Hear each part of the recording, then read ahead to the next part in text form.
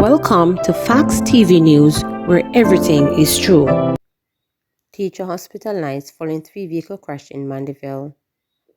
A high school teacher has been hospitalized after she was mowed down during a three-vehicle collision in a crash in Mandeville on Monday. Preliminary reports are that about 4:20 p.m., the teacher was walking from school on Manchester Road when, upon reaching the intersection with Grove Road, she was mowed down. Reporters were told that a Toyota Hilux traveling southerly from the town centre got out of control, resulting from brake failure and crashed into a Toyota RAV4 heading in the opposite direction. The RAV4 then collided with a taxi. The teacher was rushed to hospital where she was admitted for treatment. There were no other reports of injuries. Man gunned down in Westmoreland. A man was shot to death by unknown assailants in Garden White House in Westmoreland on Monday evening. His identity has not yet been revealed. Deputy Superintendent of Police DSP in charge of operations in Westmoreland Police Division, Adrian Hamilton, has confirmed the incident, adding that the deceased was shot by men traveling in a white Toyota Axio. The man was taken to the Black River Hospital where he was pronounced dead. The police have processed the scene. Man shot dead in Cave Hill, Westmoreland. Hours after a man was shot and killed in White House, Westmoreland on Monday evening, another man was gunned down in Cave Hill in the parish. The deceased has been identified by his alias Cat. Deputy Superintendent of Police in charge of operations in Westmoreland Police Division, Adrian Hamilton, confirmed the incident with reporters. Reporters understand that while the police were busy processing the crime scene in White House, they were called about another murder in the neighboring community. Reports are that about 6 p.m., Scott stopped to remove a tool from the trunk of his station wagon when a bike rode up and the assailant fired multiple shots, hitting him in the upper body. He died on the scene. Investigations are ongoing. Man mowed down on Maypen to Williamsfield Highway. A man died after he was mowed down on the Maypen to Williamsfield Highway on Sunday night. Police named the deceased as Jovan Nemard 40, a resident of Comfort Hall District in Manchester.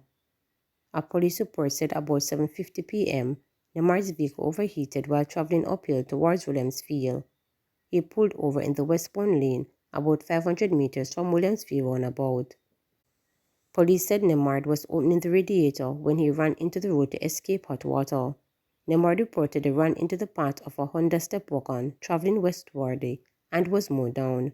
He was taken to hospital where he was pronounced dead. 3 cops acquitted of 2016 murder charges. 2 corporals and 1 constable were on Monday freed in the Supreme Court when a jury was formally directed to return a not guilty verdict regarding the 2016 wounding and killing of a 7-year-old. On trial were Corporal Romain Scott and Gregory South and Constable Dwayne Kelly James. The prosecutor led evidence, which arose from the intercom investigation that Jamar Walford was shot and killed near the premises at 7 Bond Street, Kingston on May 27, 2016. Presented with ballistics and forensic evidence, intercom investigators theorized that Scott and Kelly James had shot and injured Walford, while Scott administered the fatal shot on premises nearby when Walford attempted to flee. 2 witnesses testified that they had seen several police enter the premises and had heard explosions soon after, but were unable to say which officer shot Walford. All 3 officers claimed that they were acting in self-defense when Walford opened fire on them. A Taurus revolver and an AK-47 were reportedly recovered.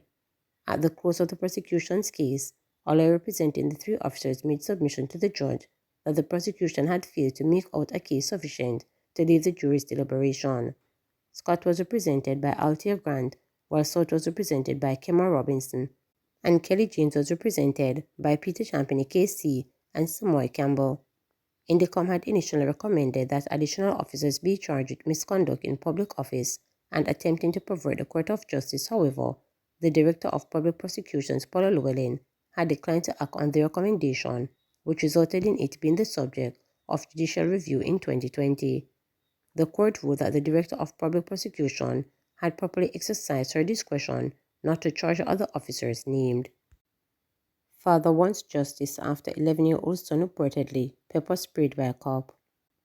The father of an 11-year-old boy who was forcibly restrained and reportedly pepper-sprayed by a police officer in Erkabessa St. Mary last Friday is hoping some justice will come from the incident that has left him and his family traumatized.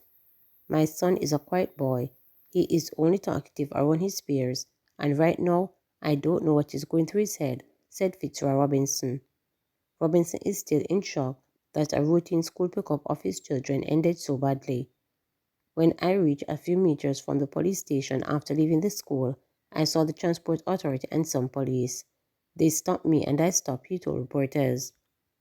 He said the police officer told him that he would be charged for failing to place his 6-year-old daughter in a car seat and also because his son was not wearing a seat belt. I replied that he cannot charge me for a car seat as the law would throw out, but he can charge me for the child who is not wearing the seat belt, stated Robinson. Robinson said he began arguing his point, making the cop aware that he knew his rights and that he was entitled to freedom of speech. The officer then proceeded to give him a ticket. He crossed the road and I was on my phone telling my friend that the idiot police were going to charge me for a seatbelt, stated Robinson. Robinson said another officer then asked who was he referring to, and a heated argument developed. His children saw him being handcuffed. Robinson said his son became overwhelmed, exited the car, and rushed towards a policeman. My son kept yelling, "What are you doing with my daddy?" Robinson told reporters. He said his son was pushed and then fell to the ground. The police officer reported restrained the minor by kneeling on him and then spraying him with pepper spray. My son cried out for water as his eyes burned him. The officer told him he was not getting any, as he's a bad man. I can't do anything as I was handcuffed, stated Robinson. A video of the cop using his knee and arm to hold the boy in place of the ground has gone viral. The cop's actions have been questioned by both the Child Protection and Family Service Agency and Jamaica for Justice, which both issued press release on the issue. The police must distinguish between a frightening young primary school student responding to a potential trauma situation and deliberate acts of misconduct. When dealing with children in situations like these, it is crucial to redirect their emotions and provide reassurance rather than resorting to force, said CPFSA Chief Executive Officer Lorette Adams Thomas. The CPFSA said it provided immediate on-the-spot counseling to both children on Friday after a report from the St. Mary Police. The agency will also offer follow-up counseling sessions for the children this week. Recognizing the trauma nature of such events, the agency also referred the father to the Victim Services Division for counseling and provided guidance by sharing the contact information for the Office of the Children's Advocate, stated the release. Meanwhile, JFJ on Monday condemned what is described as the use of excessive force by the cop. JFJ says they condemn this heinous violation of the child's right and emphasizes the urgent need for a transparent and comprehensive investigation into the circumstances surrounding this incident.